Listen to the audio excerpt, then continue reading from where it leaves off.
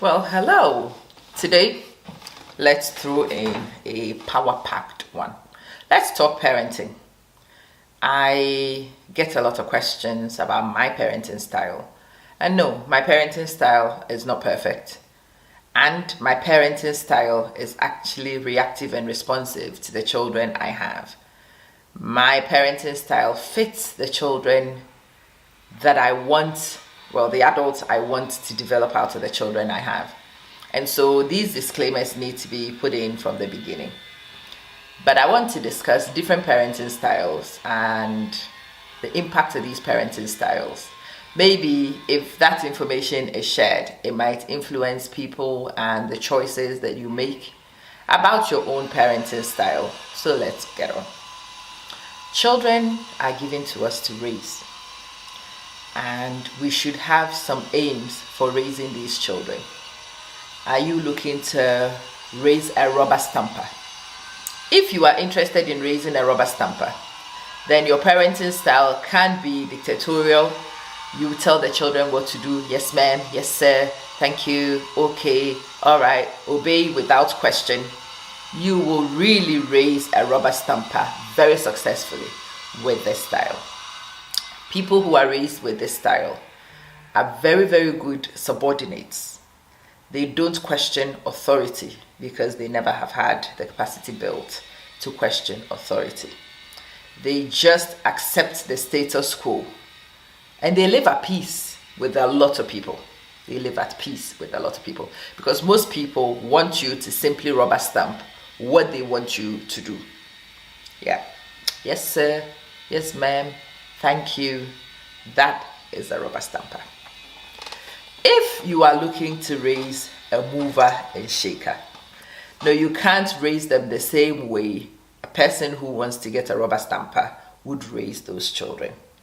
The movers and shakers, the leaders of the future, they are decision makers.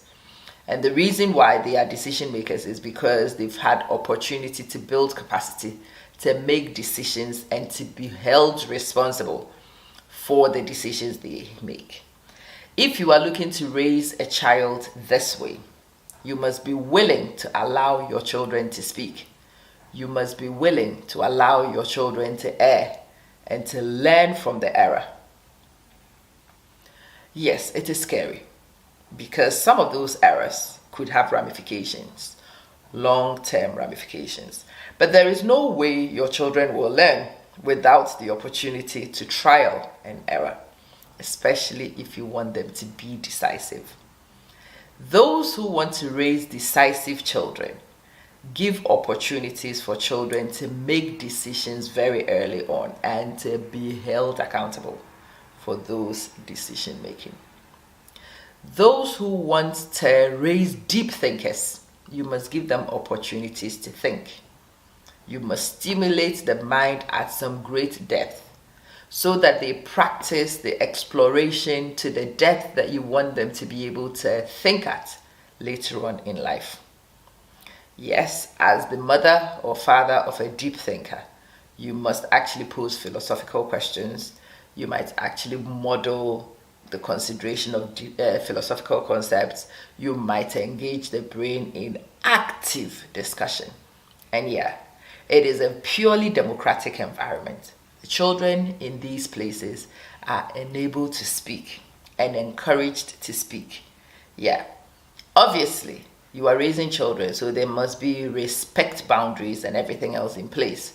However, you will have to be a lot more flexible in letting them express themselves, in letting them think, and be willing to consider their thoughts and pay it adequate respect. Not to dismiss their thoughts just because they are young, as inferior to yours, and so on. I got a comment in my inbox yesterday, and the person says, "Why is your daughter so confrontational?" And I'm like, I don't know about confrontational, but I facilitate open dialogue. Yeah, I don't want her to accept everything people tell her. No, I want her to consider and to challenge things. And yes, I take my daughter on publicly and openly because I want to teach her to experience the pushback. if you are not afraid to put your views there, you should also not be afraid to receive other people's responses and reactions to them. And yes, I dialogue her, and yeah, we debate. We do debate. Because I do want her to be able to do that in her normal life. Yeah, there are times where she presents things that are flawed, and I will take the flaw on. And I will pursue it until she realizes there's a flaw. And yeah, in all of this, can I say that if you're going to try this tactic, you might want to hold your emotions in check. You really do need superior emotional intelligence to be able to do this style of raising children. Nope, if you encourage them to speak and to debate, yeah, they will make you hot under the collar. And you've got to have the spine to take it. You've got to have the spine to manage it. You've got to find the energy to handle it. You've got to be willing to take it, because you will get some. Especially in this 21st century, with children as articulate as the ones that we have, children as analytical as the ones we are raising, children as defiant as the ones we are raising. And yeah, depending on your philosophy, you may actually see defiance in some people who are able to present their views. You may actually be right. It may be a level of defiance. But you see, you have to have the end goal in mind in order to make choices in the interim. What sort of person are you looking to raise? You must be clear of that one, so that the choices you are making now reflect the outcome you want. It is so important that we are decisive about this, because if you raise children incidentally, if you raise them as things happen, you will end up with haphazard behavior that you may not like in the end. If you want your children to be the people who are influential and make decisions, the iconic people that we all anticipate in society, then you must be willing to allow some of the features of that future outcome to develop whilst you are raising them. And I must sound a note of caution. Those things are not comfortable to handle. There are so many people who tame their kids. They beat their kids down. They alter children's destiny because they don't understand that the inconveniences in the process of raising children are what causes the desired outcomes that many people want. You want your children to be decisive. Well, they are going to practice decision making very early on. And yes, they are going to practice going against your wishes very early on. Some children are very adventurous. And yes, you must invest a lot of energy and resources into monitoring them. Yeah, into keeping them safe, into shepherding them. Yeah, but you do not kill the spirit of adventure, because otherwise you would tame them into something that might not be fit for purpose in society. You might tame them and end up with lame people that don't do anything except breathe. Yes, sir? Yes, ma'am? Okay, thank you. No, life has got to be more than that, right? And if you want life to be more than that, you've got to offer more than that to your children. Please don't break their spirit too early. It has happened to many children. Most parents break children's spirits out of convenience. You stamp so hard on them because you do not want to have a discussion. You don't want to have a challenge. You just want them to accept what you say. Well, understand that they are practicing what will happen to them in the future. They have a brain. They've got to grow their brains. They've got to build capacity in their brains. They've got to have experience under their belt in order to become the things you want them to become ultimately.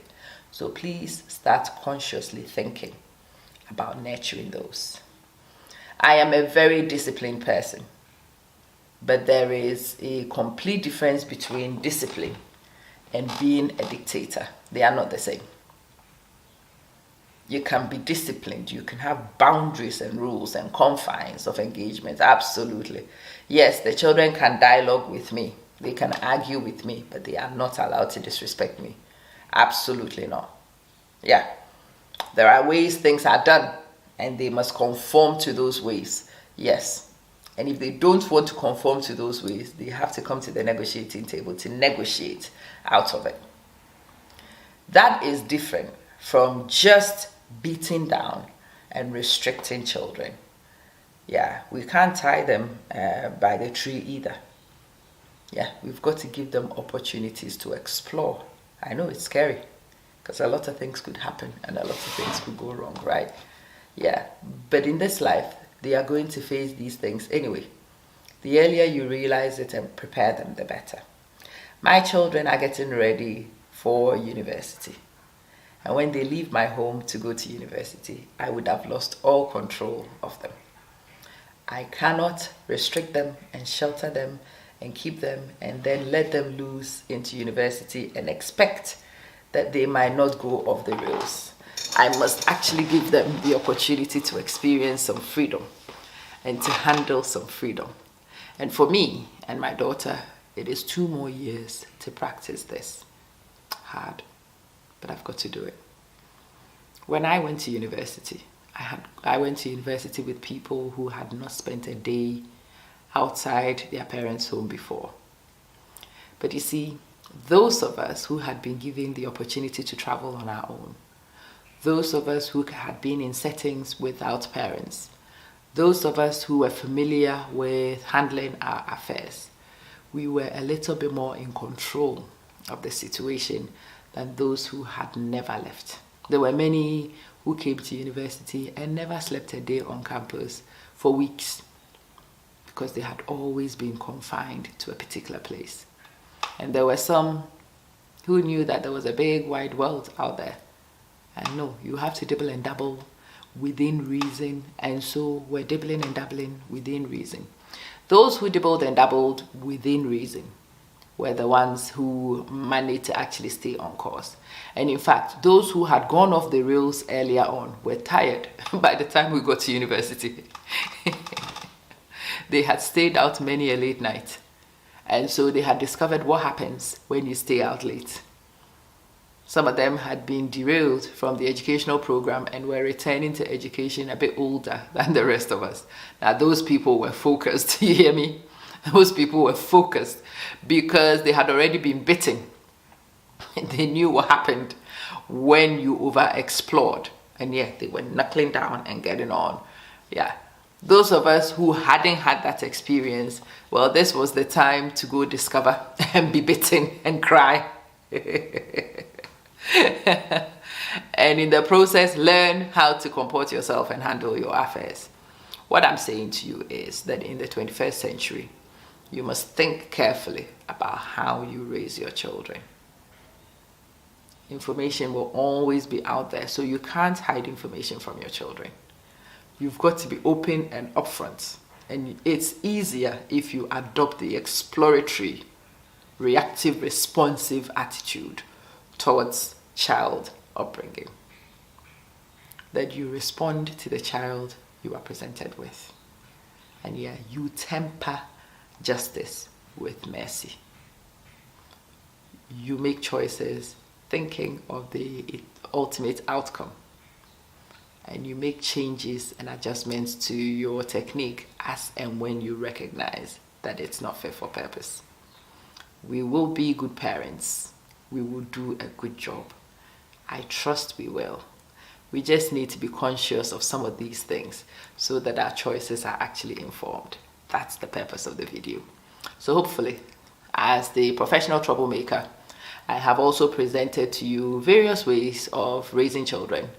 Hopefully, I've convinced you to look at the exploratory approach, the reactive, open-ended approach, and I have built a zeal in you, at least started a zeal in you to explore this somewhat and see if you might be able to achieve some of these outcomes for your children.